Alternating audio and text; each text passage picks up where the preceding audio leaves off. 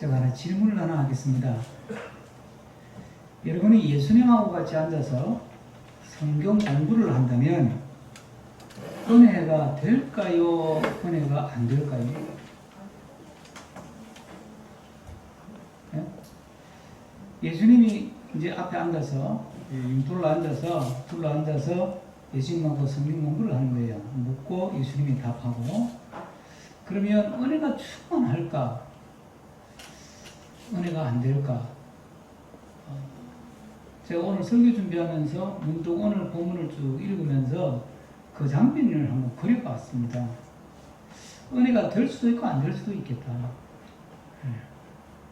뭐 예수님이 가르치는 거니까 막 은혜가 넘치고 막 도전을 받고 회개하고 막 변화가 일어나고 그럴 수도 있겠고 전혀 그렇지 않을 수도 있겠다.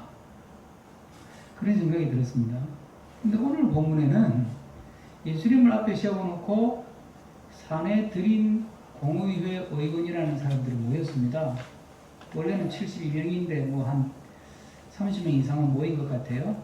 그들의 보고에 의하면 23명 이상 모여서 결정해야 그게 법적인 효력을 가지거든요. 뭐 결정하려고 한 거니까 최소 23명 이상은 모인 것 같아요. 어쨌든 그래서 한 30명 모여가지고 예수님 앞에 세워놓고 재판을 한다고는 하지만 그걸 성경 공부라고 생각해보자는 거예요. 그 이제 뭐 모인 사람이 예수님께 물어요. 뭐 이런저런 질문도 하고 그 예수님이 대답도 하고 또 대답 안 하고 넘어가는 것도 있고. 그런데 그 자리에서 은혜 받는 사람이 아무도 없는 거예요. 밥상은 잘 차려졌는데 그걸 제대로 먹고 영양분을 섭취하는 사람은 아무도 없는 거예요. 예배는 잘 드리는데 그 예배를 통해서 은혜 받고 도전 받고 주님 만나고 믿음이 자라고 또 변화받고 꿈이 자라는 사람은 없다는 이야기예요. 왜 이런 일이 생길까? 참 어이가 없는 거예요. 특히 예수님을 모셔놓고 성경 공부하는데 그런데 은혜 받는 사람이 없는 거예요.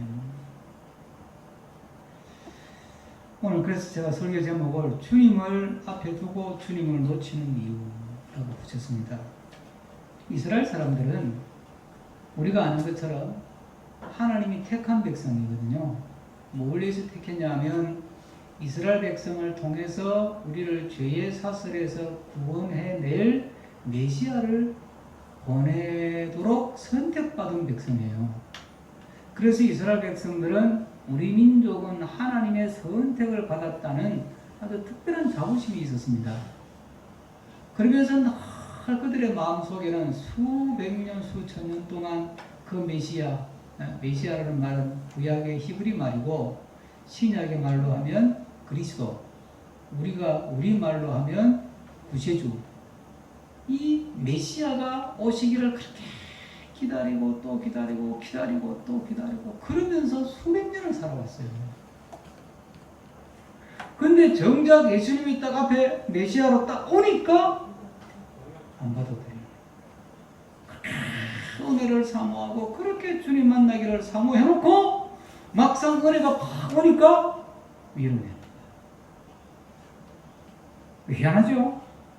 네. 이해가 안 되는데 근데 이게 우리 모습이라는 거죠. 이게 우리 모습이라는 거예요. 은혜라는 것은 또 주님을 만난다는 것은 하나님의 주도적인 역사입니다. 뭐 우리가 구한다고 주시는 게 아니고 하나님이 주셔야 받는 건데 그럼 우리가 할 일이 없느냐? 아니에요. 우리는 그 은혜를 사모하고 받기를 구하고 그 은혜를 더 간절히 열망하고 은혜 받을 자세를 취하고 그게 우리가 해야 될 일이거든요. 하나님이 주셔야 받지 뭐 그러면 주시면 받고 안 주시면 말고 난 할 일도 없네. 그건 믿음이 아니에요. 나는 내 할 일을 하고 그 다음에 어떻게 되고는 하나님이 결정하시는 거거든요. 그게 하나님을 믿는 사람의 삶의 방식이에요. 믿음 생활도 그렇고 일반 생활도 마찬가지입니다. 공부 열심히 해서 좋은 대학에 가려고 그러고 또 뭐 직장도 취직하려고 그러고 사업이 잘 되게 하려고 열심히 막 거래처 찾아다니고 노력하잖아요. 그죠? 그럼 내가 할 일을 하는 거예요. 그런다고 반드시 그게 다 성공하냐? 그럴 수도 있고 안 그럴 수도 있습니다. 근데 하나님이 탁 터뜨려 주시면 그냥 확 되는 거예요. 예? 확 되는 거란 말이죠. 그러니까 우리는 우리 할 일을 해야 되는 게 그게 믿음의 자세예요. 그냥 감 떨어지기를 바라고 관나무 밑에 입만 벌리고 누워 있다고 되는 게 아니고 나는 내 할 일을 열심히 하는 거거든요. 그러면 하나님께서 하나님의 때에 하나님의 방법으로 은혜를 주시고 만나주시고 복의 문을 열어주시고 앞길도 열어주시고 우리의 삶을 하나님이 예비하시고 준비하신 풍성한 은혜로 채워 가실 줄로 믿습니다. 근데 이 앞에 예수님을 모셔놓고 예수님을 못 만나고 은혜를 못 받는 이유가 뭘까? 뭐가 문제냐? 디모데전서에 보면 참고가 될 만한 구절이 하나 있는데 이런 구절이 있습니다. 순수한 양심 속에 믿음의 신비를 간직하라 이런 말씀이세요. 순수한 양심에 믿음의 신비를 가져라. 그러니까 믿음을 좀 순수한 믿음을 가져라. 하나님을 믿고 주님 앞에 나올 때 말씀을 들을 때 예배를 드릴 때 좀 순수한 마음으로 거기 뭐 다른 거 자꾸 양념을 치거나 불순물을 넣거나 그러지 말고 순수한 믿음. 그래서 구약 성경에 하나님이 그렇게 칭찬하는 믿음이 뭐냐면 정금 같은 믿음이라고 그래요. 정금 같은 믿음. 정금 같은 믿음이 순도 99%의 믿음 그런 뜻이잖아요. 순금 같은 믿음이라는 거예요. 예? 인간이 만들 수 있는 금은 99.9%밖에 안 되니까 뭐 아무리 잘 만들어도 100% 금은 못 만드니까 그러니까 순금이라는 말은 그냥 우리가 할 수 있는 100%라고 보면 되는데 그러니까 하나님이 원하시는 믿음이 뭐냐면 순수한 거예요. 그게 때가 묻지 않고 그게 인간의 어떤 생각들이 개입되지 않고 그냥 깨끗한 믿음. 깨끗한 믿음. 여러분. 우리는 우리 믿음 안에 우리의 욕심도 들어있고 우리의 계산도 들어있고 막 그렇게 많은 거예요. 그래서 순수하지를 않아. 예? 오늘 본문에 보면 예수님을 이제 재판을 하는데 59절 한번 읽어보실까요? 59절 한번 본문 59절 한 절만 읽어보겠습니다. 다 같이 시작.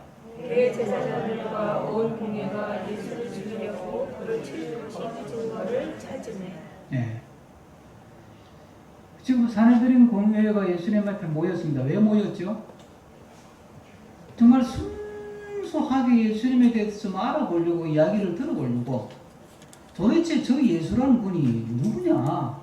선입견 없이 내 어떤 다른 어떤 욕심 개입시키지 않고 그냥 순수하게 한번 그분야를 들어보자. 이런 의도는 전혀 없고 그 의도가 뭐냐면 잡아 죽일 후시를 찾으려고. 그러니까 그 의도가 굉장히 불순한 거예요. 여러분 이런 걸 정치적이라고 그러잖아요. 정치적. 원래 이 정치라는 말은 굉장히 좋은 말이잖아요. 정치. 예? 바르게 나서는 거니까. 굉장히 좋은 거예요. 정치가 바로 서야 나라가 바로 서거든요. 그러니까 우리가 나라의 정치 지도자들을 위해서 기도해야 되는 이유가 예? 정치가 바로 서야 나라가 건강해지거든요. 근데 자꾸 교인들이 뭐 나는 너무 야당이다, 뭐 여당이다, 뭐 진보다 보수다 자꾸 편을 가르는데 그거 자체가 정치예요, 여러분. 그렇게 편을 가르는 것 자체가 정치라고. 예? 이해가 되세요? 저도 개인적으로 제 개인적인 정치적인 입장이 있죠. 그러나 제가 교회에서는 이야기 안 하잖아요. 뭐 선거하고 투표할 때 이 사람 찍어라 저 사람 찍어라 하면 안 되지. 개인적으로 여러분들 친구 만나가지고 뭐 여당 욕할 수 있고 야당 욕할 수 있어요. 그건 개인적인 자유니까 개인적으로 정치적인 입장을 취하는 건 얼마든지 자유예요. 그러나 교회는요.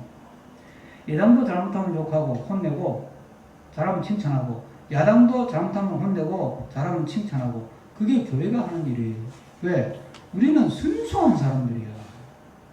하나님 믿고 말씀 가지고 순수한 마음으로 세상을 보고 순수한 마음으로 정치를 보고 순수한 마음으로 사회를 봐야 되는 거예요.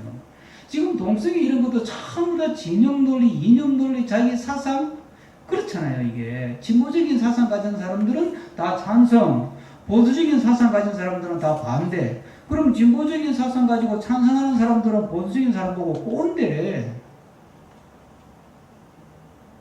그러니까 보수적인 사람 반대하는 사람도 진보적인 사람 보고 쟤들은 아주 이게 망한 놈들이래.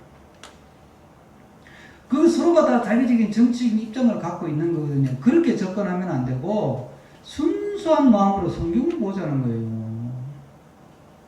네? 성경을. 그러니까 우리가 정말 주님을 만나고 은혜 받으려면 예배를 드릴 때도 순수한 마음으로 예배를 드려요. 기도할 때도 순수한 마음으로 기도하고, 봉사할 때도 순수한 마음으로 봉사하고. 그러면 하나님께서 그 마음을 받으시고 예배도 받으시고 기도도 받으시고 봉사도 받으셔서 우리에게 만나 주시고 은혜 주시고 응답해 주시고 복의 길을 열어 주실 줄로 믿습니다. 아멘. 오늘 이 재판 과정을 보면 처음부터 끝까지 다 불법이에요. 재판은 밤에 못하게 되어 있어요. 이 사내들인 공의의 법에, 예? 법에 재판은 밤에는 못하게 되어 있습니다. 해가 뜨고 나서 해지기 전에 재판이 끝나야 돼.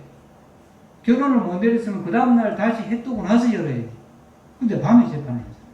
이것부터가 잘못된 거예요. 그리고 사내들인 공의회라고 하는 거는 우리나라 지금 국회인데, 국회는 국회의사당에서 하는 거지. 가야와 개인 집에서 아무리 제사장이라도 대제사장 집에서 국회를 여는 법이 어디 있어, 세상에. 이것도 잘못된 거예요. 재판하면 봐요. 검사가 있으면 변호사가 또 있어야 되잖아. 아무리 흉악범이라도 변호사가 있잖아요. 예? 변호사 할 사람이 안 났으면 나라에서 국선 변호인이라도 세워주잖아요. 왜? 재판은 공정해야 되니까. 그런데 변호하는 사람이 없어. 고소하는 사람이 있고 고발하는 사람이 있고 검사만 있고 변호사가 없는 거예요.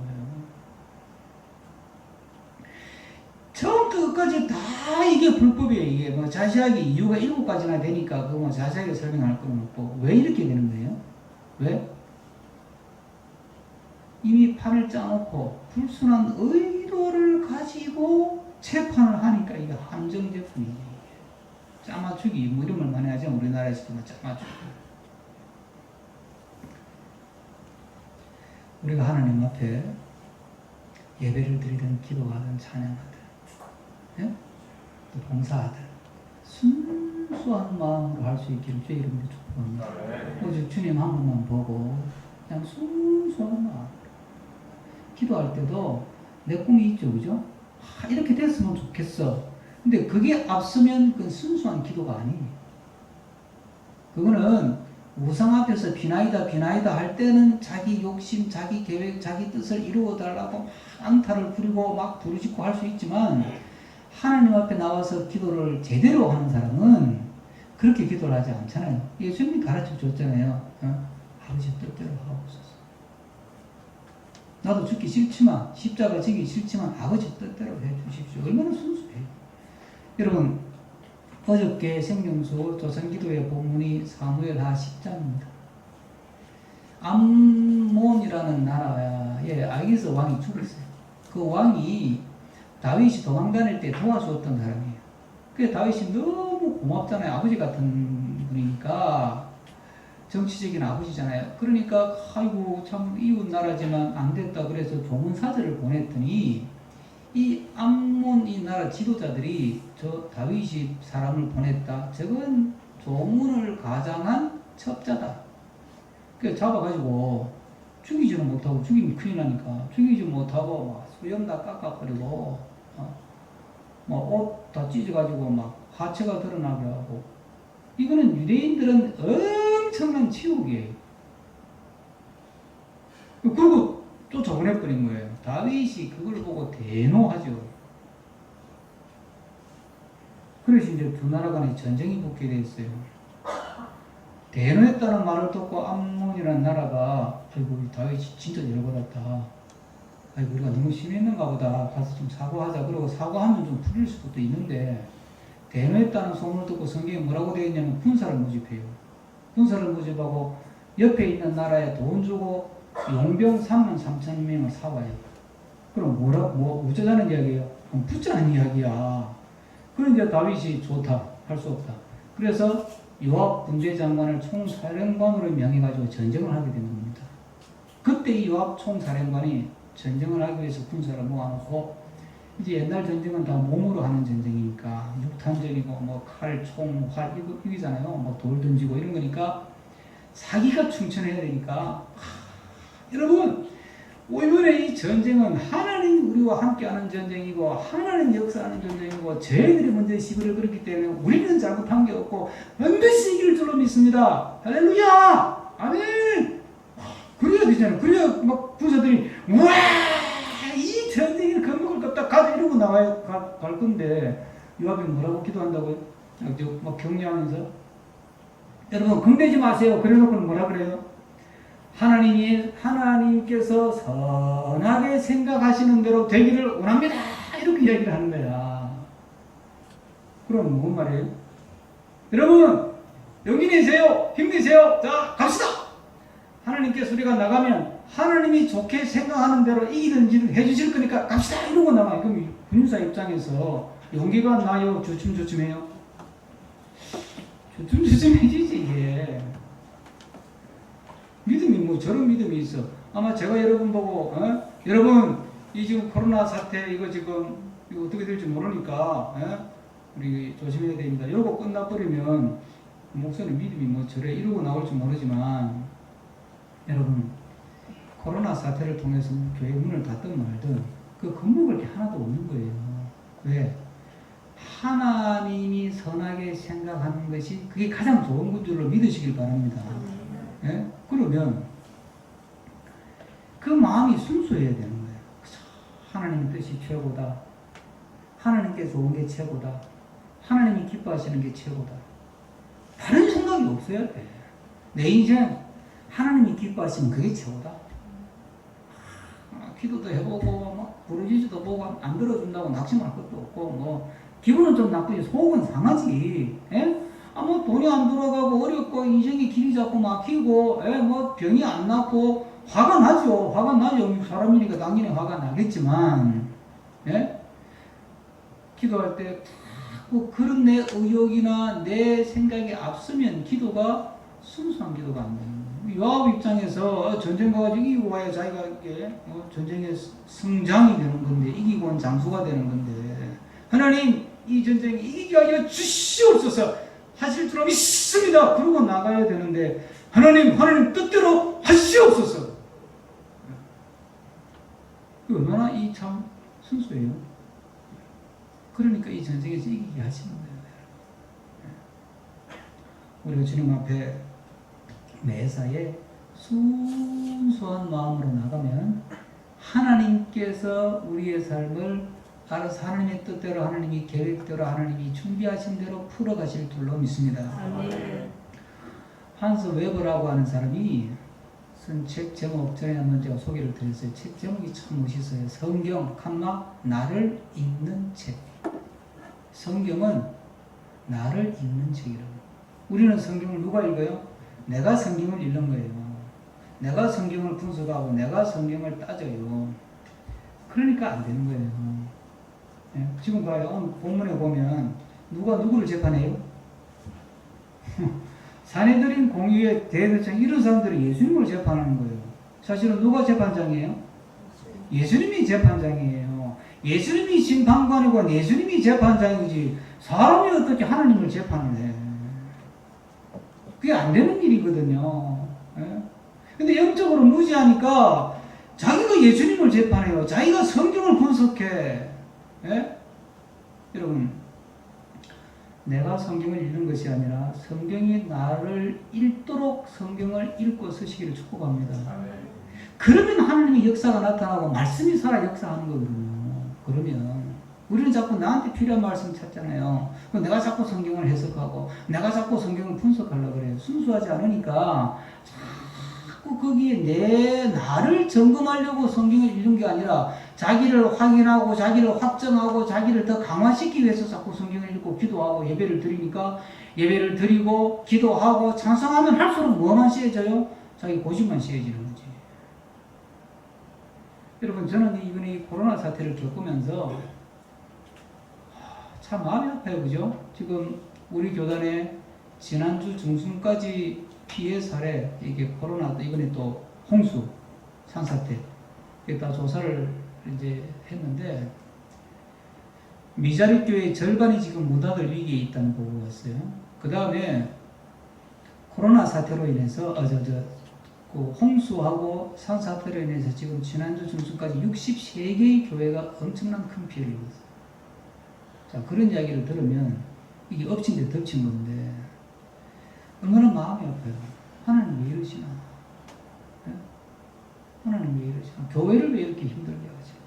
우리가 잘못해서 코로나 확산시킨 거는 우리가 회개하면 되지만 그것도 아닌데 왜 하나님께서 교회를 이렇게 어렵게 만들고 문 닫을 지경이 되도록 놔두시나?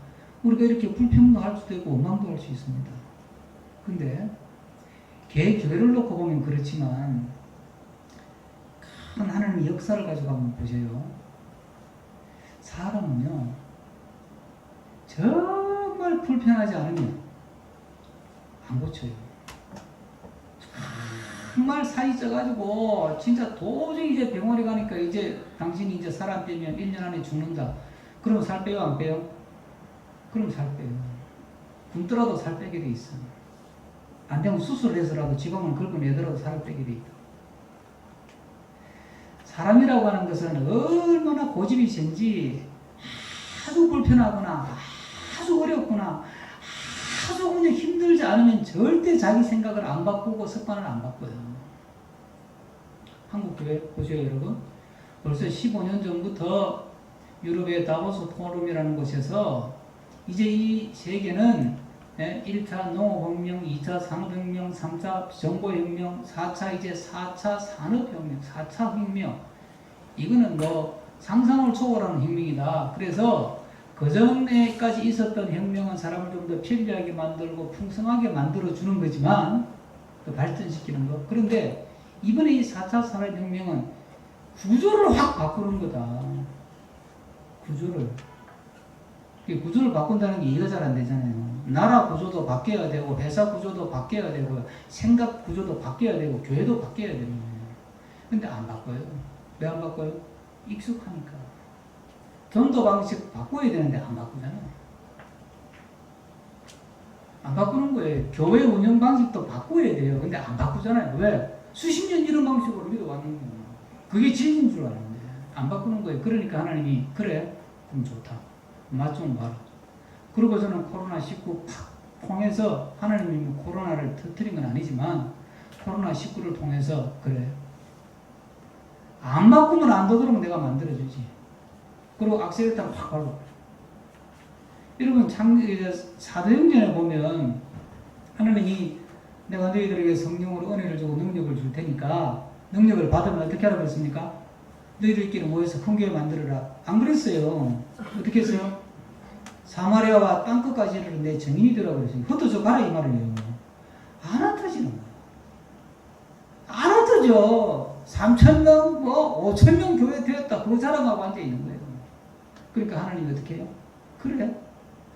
끝까지 안 흩어진다고? 좋다. 그럼 맛 좀 봐라. 그리고 막 하나님이 박해를 통해서 야고보가 목이 잘좀 순교를 당합니다. 그때 화들짝 놀라가지고 사도행전을 보면 그때 비로소 그리스도인들이 흩어져 있어요. 그게 바로 디아스포라의 역사의 시작이거든요. 네? 전도 방식도 바꿔야 되고 교회 운영 방식도 바꿔야 되고 신앙생활의 틀도 바꿔야 되는 거예요. 지금까지 해온 게 잘못해서 바꾸는 게 아니라 시대가 바뀌어서 바꿔야 된다니까. 부모 자식 간의 관계도 바뀌어야 돼요. 전에는 부모가 자식을 가르쳤잖아요. 그렇잖아요. 누가 거기서 자식이 부모한테 배워야지. 아는 게 아버지하고 어머니밖에 없는데. 아니, 결혼해가지고 애 낳아서 키우려면 누구한테 배워요? 엄마한테 배워야지. 자, 아버지가 농부면 아들도 농부인데 농사 짓는 법을 누구한테 배워요? 아버지한테 배워야지. 지금은요? 지금은 여러분들 스마트폰 쓰려면 누구한테 배워요? 제가 인스타그램으로 전도하려고 제가 누구한테 배웠냐? 예은이한테 배웠어요. 예은이가 인스타그램 선생님이야, 저한테. 자식이 선생님이라니까. 여러분, 이게 제가 간단한 예인데, 이 지금 구조가 완전히 지금 바뀌어가고 있는 거예요. 그러면요, 교회 운영 방식도 바뀌어야 되고, 예? 전도하는 방식도 바뀌어야 되고, 여러 가지가 다 바뀌어야 되는 거예요, 여러분. 그래야 그 말씀이, 하나님의 메시지가 내 안에 살아있고, 그 시대의 역사하고 그 순간의 역사는 하나님의 음성을 들을 수 있고, 하나님 손잡고 같이 갈 수가 있는 거예요. 그걸 안 바꾸고, 예? 나를 점검하기 위해서 기도하고 나를 고치고 나를 변화시키고 바꾸기 위해서 예배를 드려야 되는데, 그러지 않고 내 걸 더 맞다고 확인하고 더 강화시키고 더 고집을 더 세게 만들고 그러려고 성경 공부하고 그러려고 예배를 드리니까 예수님 말씀하면 꼬투리 잡기만 하는 거예요. 여러분, 지금 이 사내들인 공의 의원들이 그 예수님 말씀하면 꼬투리 잡잖아요. 꼬투리. 네가 하나님의 아들이냐 그러면 예수님이 답을 어떻게 했냐면 당신이 그렇게 말했다 이렇게 얘기했어요. 그게 참 대답이 아주 애매한 대답이에요. 이게 맞다도 아니고 틀렸다도 아니고 너가 말했다 이렇게 얘기하는 거예요. 그 다음에 붙인 말이 뭐냐면 앞으로 하나님의 아들이 영광 가운데 구름 타고 오는 것을 볼 거다 이렇게 얘기했거든요. 그러면 우리가 여러분 같으면 어떤 생각이 들어야 되죠? 이분이 그러면 그리스도가 맞다는 이야기인가? 이런 생각이 들잖아요. 그죠? 이분이 우리가 그렇게 기다리던 메시아라는 말인가? 이런 생각이 들면 그 다음 어떻게 해요 또? 선생님, 한 번 더 물어봅시다. 당신이 진짜 하나님 아들 메시아 맞습니까? 그렇게 다가가는 게 순수의 성경 공부라면, 근데 안 그러는 거예요. 왜이야?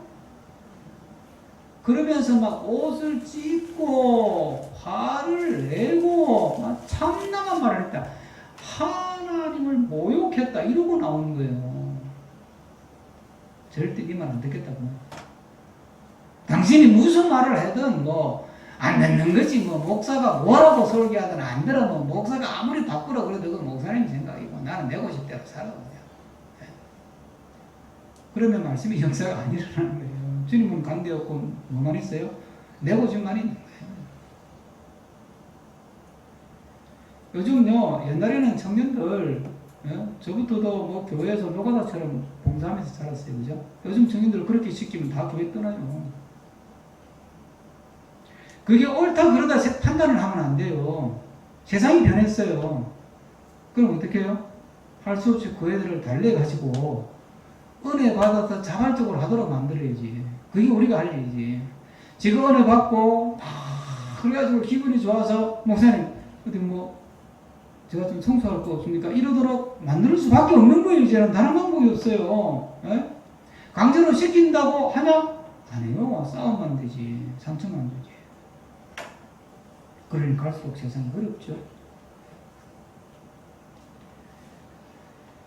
우리가 항상 하나님 앞에 나올 때 나를 점검하는 자세로 나올 때 그 말씀이 나에게 들리고 그 주님이 나에게 보이게 될 줄로 믿습니다. 나를 점검해야지. 내가 성경을 읽고 내가 주님을 판단하고 또 이 좋은 말씀은 다른 사람이 들으면 좋겠다 이래가지고는 안 된다니까. 어느 교회 집사님이 그랬다는 거 아니야. 예배 마치고 나서 목사님한테 목사님 오늘 말씀이 너무너무 어려서요. 속이 뻥 뚫려요. 그래놓고 그 다음에 붙인 말이 목사님 다음 주에 그 설교 한 번 더 해주세요. 우리 남편은 오늘 안 나왔는데 다음 주 제가 꼭 데리고 나올게요. 그랬던 거예요. 하나님 앞에 내가 나를 점검하면서 들어야 되는데 나를 점검하는 것이 아니라 다른 사람을 점검하는 거예요. 여러분 그러면 평생 여러분은 은혜하고는 평행선이야. 예? 주님하고는 평행선이에요. 그럼 평생 집안을 천국으로 만들고 주님이 역사하는 하나님 나라를 만들고 싶으면 언제나 주님 앞에 나를 점검하고 나를 변화시키고 나를 돌아보고 나를 성찰하는 자세로 예배하고 기도하고 주님 앞에 나올 때 하나님이 역사하실 줄로 믿습니다. 마지막으로 하나 돌아보는 거는요. 요즘 우리가 너무 똑똑하지 않습니까? 너무 똑똑해가지고 어디까지 똑똑하냐면 애들도 부모 꼭대기에 올라앉아 있어요. 워낙 애들 우리보다 더 아는 게 많으니까 뭐. 우리는 뭐 스마트폰 가지고 할 줄 아는 게 주고받고밖에 못하는데 애들은 그거 가지고 별별 다 하고 뭐. 너무 똑똑하니까 막 부모가 우습지 이제. 근데 이게 인간관계만 그런 게 아니에요. 하나님과 인간의 사이도 인간이 너무 똑똑해진 거예요 이제. 막 아주 스마트해져서 말 그대로 스마트해져가지고 스마트폰 들고 다니니까 내가 너무 스마트해진 거야. 그러니까 이제 하나님도 별거 아니야. 그래서 나온 책이 유발 하랄이라고 하는 사람이 쓴 책 아닙니까? 호모 데우스. 신이 된 인간, 신이 되고 싶은 인간 이런 뜻이고요. 하나님도 별거 없네. 내가 똑똑해 보니까 뭐 공부도 해보고 뭐 배워보니까 하나님 하는 거 나도 할 수 있겠냐 뭐. 사람 죽이고 살리고 얼마든지 할 수 있는 생명 연장 우리도 할 수 있어. 생명공학 해보니까 가능해요.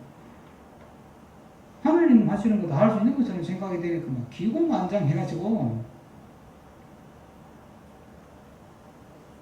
그냥 하늘 높은 줄 모르고 교만이 하늘을 찌르는 거예요. 여러분, 그러면 어떻게 되느냐면 하나님의 말씀이 나에게 권위 있게 다가오질 않아요. 여러분이 성경을 읽을 때 또 설교를 듣거나 예배를 드릴 때 진짜 이 말씀은 권위 있는 말씀이고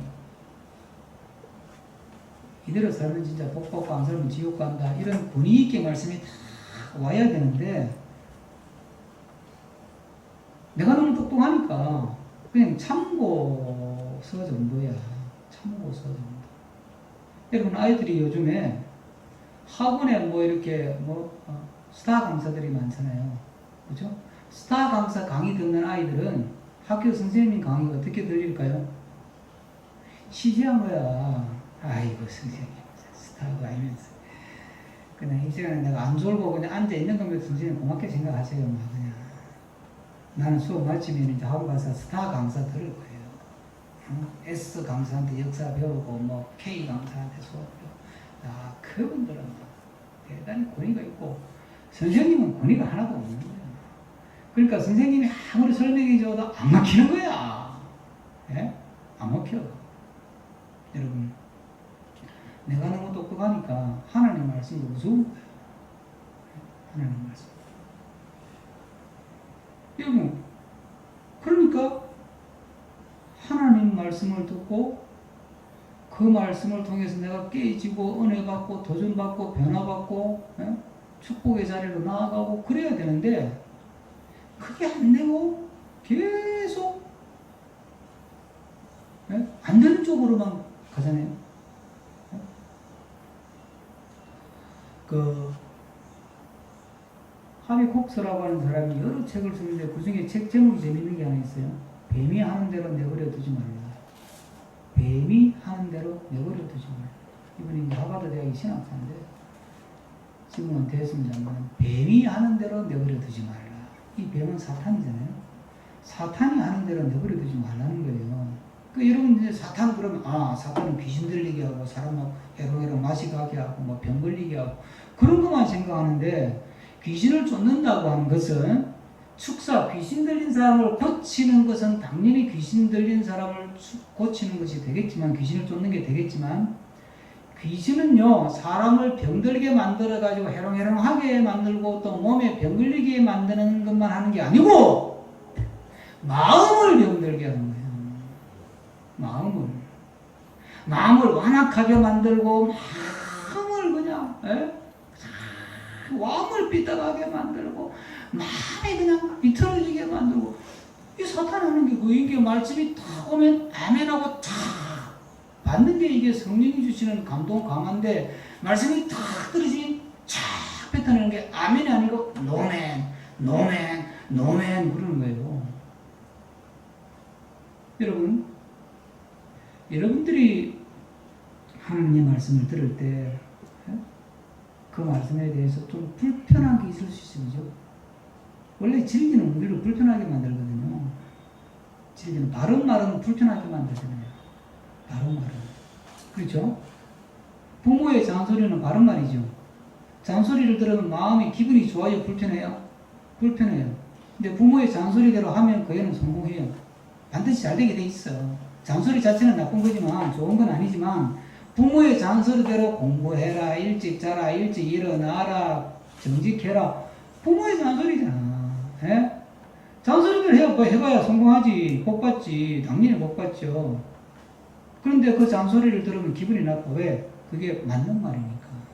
그게 진리니까. 진리는 우리를 불편하게 해요.